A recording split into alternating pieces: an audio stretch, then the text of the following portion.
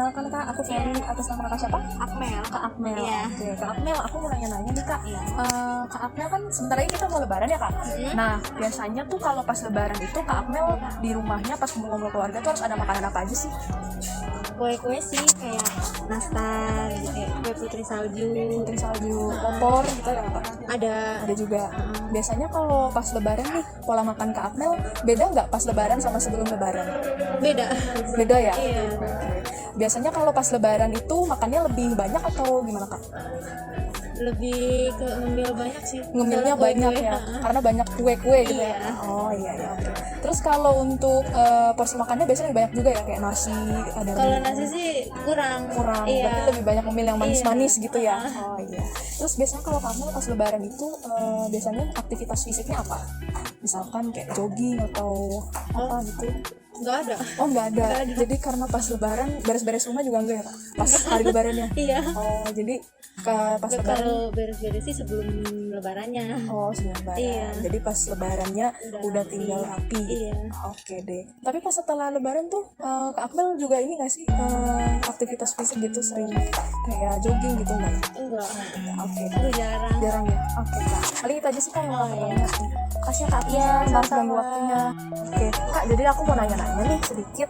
Kan ntar lagi kita mau lebaran ya. Iya. Nah biasanya tuh Kakak tuh makanan apa aja sih yang biasanya harus ada nih pas kumpul-kumpul keluarga pas lagi lebaran? Paling kayak nastar, opor ayam, ketupat, itu udah pasti. Itu udah pasti ada ya. Terus kalau biasanya pas lebaran itu pas lebaran sama sebelum lebaran itu ada bedanya nggak sih Kak pas pola makannya gitu? Beda pastinya. Kayak kalau misalkan nggak lebaran itu kayak makannya ya cuma nasi gitu-gitu. Kalau misalkan itu kan ketupat, terus kumpul-kumpul juga. Lebih banyak atau lebih biasa aja gitu? Lebih banyak. Lebih banyak ya. Terus kalau biasanya kalau pas lebaran itu kakaknya aktivitas fisiknya apa aja tuh? Ya kumpul-kumpul sama keluarga. Kalau kayak jogging gitu-gitu enggak ya pas lebaran. Jadi cuma kumpul-kumpul aja gitu ya Kak. Kalau untuk beres-beresnya gitu kan beres-beres rumahnya berarti sebelum lebaran Ya ya? sebelum lebaran udah seminggu sebelum lebaran itu kita udah beres-beres. Oh iya. Berarti kakaknya kalau misalkan pas lebaran itu biasanya makannya lebih banyak gitu ya Kak? Karena menunya juga lebih banyak gitu ya Kak? Oke deh. Paling itu aja sih Kak yang mau aku tanya. Makasih ya Kak Rizka. Maaf diganggu waktunya. Halo Mbak. Halo. Saya siapa yang kamu kenal? Namanya Tita. Tita siapa? Tita Zenugan. Oke, Tita Zenugan. Mau tanya nih Kak, ini kan mau lebaran nih, mau menjelang lebaran. Biasanya apa aja sih makanan yang sering dikonsumsi waktu lebaran? Ya biasanya sih opor sama sambal goreng itu sih. Oh, opor sambil goreng gitu ya. Terus kira-kira apa yang biasa dikonsumsi? Mungkin ada cemilan atau minuman tertentu yang sering dikonsumsi pas lebaran? Kalau cemilan ya paling kayak kue gitu sih, nastar, kacang. Ada lagi sih? Dia sukanya kan sukanya itu aja sih. Kalau minuman, ya air putih sih sukanya, minuman manis. Kalau makannya juga nggak sih kalau lebaran sama dari sebelum lebaran? Kalau makannya ya berubah. Kalau misalnya lebaran ini lebih banyak makanan. Soalnya kan itu memang disediakannya kan lebih banyak. Terus kan kita kan makan juga ya, jadinya kan kayak lingkungan yang sehat tuh kayak beda gitu. Jadi nafsu makannya Mungkin lagi ini ketemu sama keluarga gitu. Kan jadi nafsu makannya meningkat. Terus ada lagi nih Mbak, biasanya ada aktivitas fisik yang sering dilakukan biasanya waktu menjelang lebaran atau waktu lebaran atau pasca lebaran. Kalau aktivitas fisik itu maksudnya gimana, olahraga kah atau gimana? Iya bisa jadi aktivitas fisik kan misalnya bangun tidur ya langsung stretching, pemanasan atau jogging biasanya atau melakukan pekerjaan rumah yang keluarin keringat kayak gitu. Enggak sih, cuma nonton TV aja sama main-main sama saudara. Oh, nonton TV mana sama saudara kayak gitu. Kalau sebelum lebaran sendiri misalkan hari-hari biasa biasanya sering aktivitas fisik juga nggak? Kalau olahraga enggak sih, paling cuma nyapu aja. Mungkin melakukan pekerjaan rumah ya kayak kamu tadi. Oke, gitu aja Mbak yang perlu ditanyain. Semoga lancar terus aktivitasnya. Terima kasih. Terima kasih. Dadah. Halo, selamat siang Kak. Selamat siang. Boleh tahu namanya siapa? Oh, nama saya Desa Mawati. Umurnya berapa? 15 tahun. Aku mau nanya-nanya seputar makanan kalau lagi lebaran Kak. Kira-kira boleh? Iya. Karena bentar lagi waktu kali Kak. Nah, kalau misalkan di lebaran kira-kira makanan apa sih yang sering kamu makan? Biasanya sih ketupat sama opor ayam. Terus ada lagi? Sambal ati sama rendang. Berarti apa ya? Makanan-makanan yang banyak kalinya gitu ya Kak? Iya. Terus kalau dimakan sekarang cemilan itu kira-kira yang sering masak? Lupa sama putih salju, terus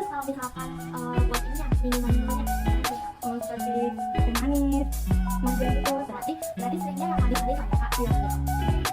Lebaran sebentar lagi, puasa dengan gembira. Hey teman-teman, gak kerasa ya, lebaran sebentar lagi. Berarti tandanya kita udah hampir sebulan nih berpuasa, menahan diri dari lapar, haus, dan juga menahan diri dari hawa nafsu. Salah satunya nafsu makan. Tadi Ale mikir, bagusnya lebaran tahun ini makan apa ya? Makanan yang identik waktu lebaran itu ada yang tinggi karbohidrat. Contohnya lontong, ketupat, lemang, apalagi ya. Terus lauknya nih teman-teman, yang biasanya ada pas lebaran itu adalah rendang. Ada juga opor. Mungkin dari teman-teman di seluruh penjuru Indonesia beda-beda ya makanan khasnya, tapi nggak jauh-jauh dari yang bersantan-santan, berkuah, yang bergulai-gulai gitu teman-teman. Nah, makanan selingan saat lebaran biasanya nggak jauh-jauh nih teman-teman dari yang manis-manis kayak kue kering, cake, bolu, kue lapis. Aduh, kalau disebutin satu-satu nggak akan ada habisnya. Terus juga yang gurih-gurih, yang digoreng-goreng itu enak banget pasti teman-teman. Kita udah makan berat, udah makan rendang, udah makan apalagi tadi kue-kue kering yang digoreng-goreng, pasti kita harus minum. Nah, biasanya minum saat lebaran itu minum yang manis-manis nih, sirup, minuman kalengan. Jangan sampai momen lebaran ini menjadi ajang balas dendam nih teman-teman. Yang tadinya udah berpuasa selama 1 bulan, kita harus makan nih sebanyak-banyaknya saat lebaran, nggak gitu ya teman-teman. Karena kalau kita mengonsumsi makanan yang tinggi karbohidrat, tinggi lemak, tinggi natrium secara berlebihan itu bisa memicu berbagai masalah kesehatan. Salah satunya adalah obesitas. Teman-teman penasaran apa alasannya? Yuk kita simak videonya sampai habis. Nah, siapa sih yang sering konsumsi makan-makanan manis, gurih, asin-asin maupun berlemak untuk lebaran? Kira-kira seberapa sering dan sebanyak apa sih yang dimakan?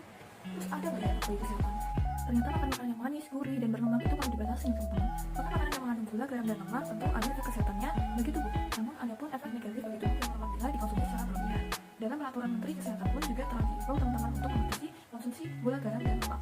Jika kita lihat hukum gizi seimbang yang ada di peraturan Menteri Kesehatan RI nomor 41 tahun 2014 di paling ujung atas ada di pembatasan GGL, artinya pembatasan gula, garam, lemak yang masing-masing punya maksimal batasan konsumsi dalam sehari. Anjuran yang terdapat dalam pedoman gizi seimbang yaitu diantaranya dalam sehari maksimal untuk konsumsi gula yaitu 4 sendok makan atau sekitar 54 gram gula. Lalu yang kedua, dalam sehari maksimal konsumsi garam yaitu 1 sendok teh atau mengandung sekitar 2000 mg natrium. Yang ketiga yaitu lemak atau minyak dibatasi dalam konsumsi seharinya yaitu 5 sendok makan 72 gram lemak atau minyak. Bisa kita tahu bahwa gula itu bermanfaat bagi tubuh sebagai sumber energi. Dalam 1 gram gula mengandung 4 kalori yang bisa dijadikan sebagai sumber energi. Namun konsumsi gula secara berlebihan dapat berdampak pada peningkatan berat badan yang secara jangka panjang nanti dapat berdampak pada penyakit kardiovaskular maupun degeneratif, misalnya saja hipertensi, penyakit jantung maupun diabetes. Nah, gimana sih tips untuk mengurangi konsumsi gula supaya tidak berlebihan? Yang pertama yaitu batasi konsumsi makanan dan minuman yang manis-manis. Yang kedua yaitu kurangi penggunaan gula pada pembuatan minuman seperti teh, kopi, susu, dan lain sebagainya. Apabila ingin menambah rasa pada minuman, bisa menggunakan potongan buah, perasan jeruk nipis maupun daun mint. Yang ketiga yaitu ganti makanan penutup maupun dessert yang manis dengan menggunakan buah-buahan yang kurang manis ataupun dengan sayuran yang segar. Selain gula, garam juga perlu dibatasi. Meskipun garam juga bermanfaat bagi tubuh untuk keseimbangan elektrolit, namun konsumsi secara berlebihan dapat beresiko untuk meningkatkan penyakit hipertensi atau tekanan darah tinggi yang nantinya dapat berimplikasi pada penyakit berbahaya lainnya. Tips untuk mengurangi konsumsi garam supaya tidak berlebihan yaitu yang pertama, gunakan garam beriodium karena iodium dapat berfungsi untuk membantu memproduksi hormon tiroid yang dapat membantu metabolisme dalam tubuh. Yang kedua, bila kita membeli makanan dan minuman kemasan, perlu memperhatikan label zat gizi untuk memilih makanan dan minuman yang rendah natrium.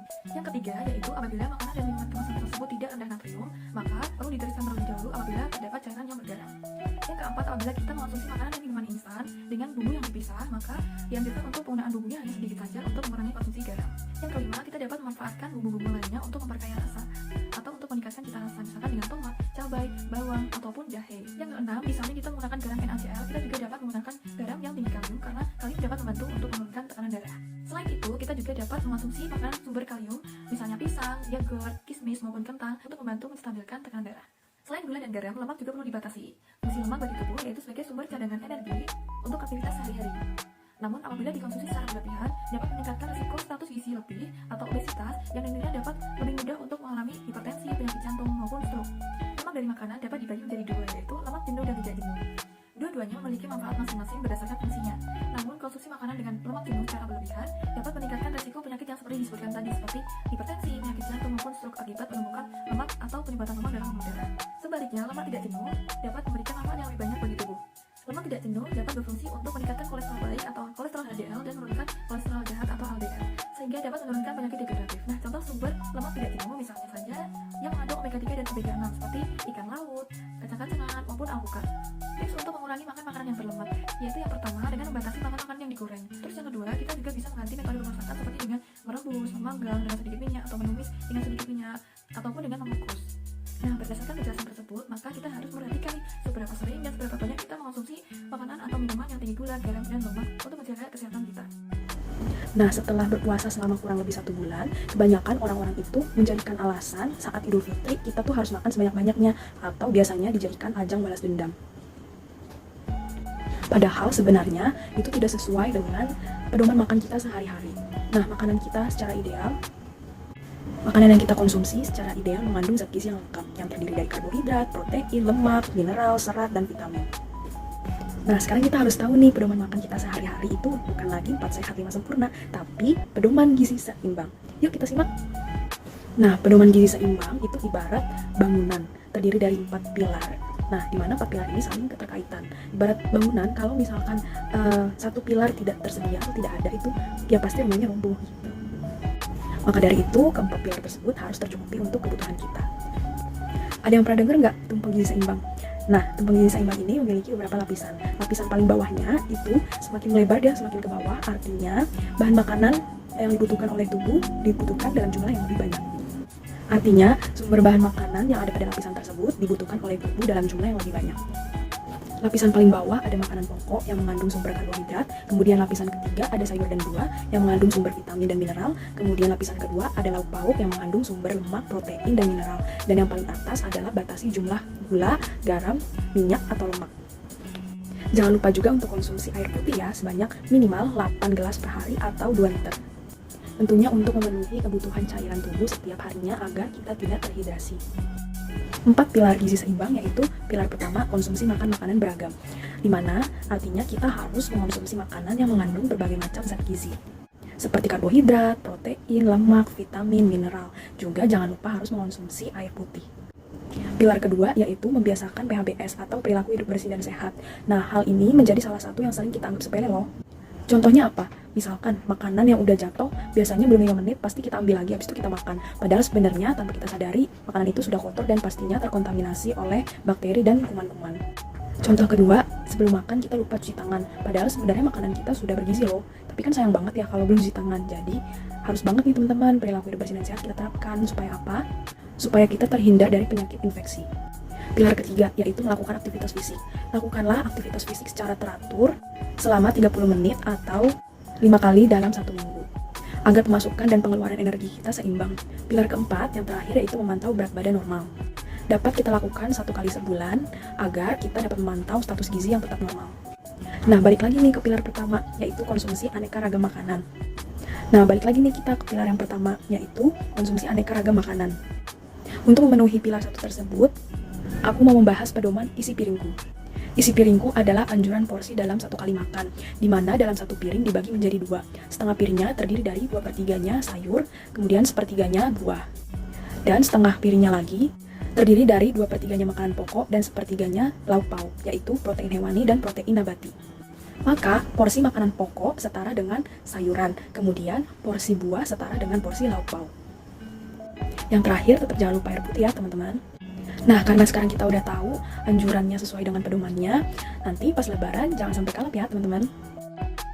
Dalam menerapkan pedoman gizi seimbang, tentu tidak hanya asupan makanan aja yang perlu kita perhatikan. Pola hidup bersih juga perlu kita perhatikan. Mengapa? Karena apabila kita tidak menerapkan pola hidup yang bersih dalam kehidupan sehari-hari, hal tersebut bisa menjadi faktor pemicu dalam timbulnya penyakit infeksi, yang mana penyakit infeksi itu tentu akan berpengaruh terhadap kondisi kesehatan tubuh kita.